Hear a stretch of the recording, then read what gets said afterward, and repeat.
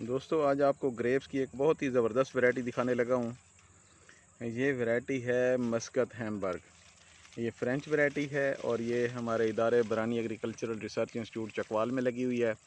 अभी इसकी राइपनिंग में तकरीबन 1 हफ़्ता है। अभी पूरी तरह से ये पका नहीं है, लेकिन अब ये अपना कलर चेंज कर ये ब्लैक कलर में है और ये सीडेड वैरायटी है। लेकिन इसकी जो ख़ासियत है वो ये है कि ये फ्लेवर्ड ग्रेप्स में आती है और इसका जो फ्लेवर है वो रोज़ फ्लेवर है। मतलब कि जब आप इसको खाते हैं तो ये आपको गुलाब की पत्तियों का ज़ायका आता है कि जैसे आप गुलाब का फूल खा रहे हैं।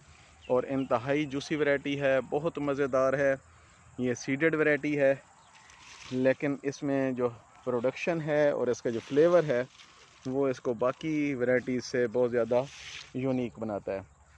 ये सारी यही लगी हुई है, ये मेरे दोनों साइडों पे। ये देखें, इसके बड़े खूबसूरत बंचेज़ हैं। ये पौधे फ्रूट से भरे हुए हैं।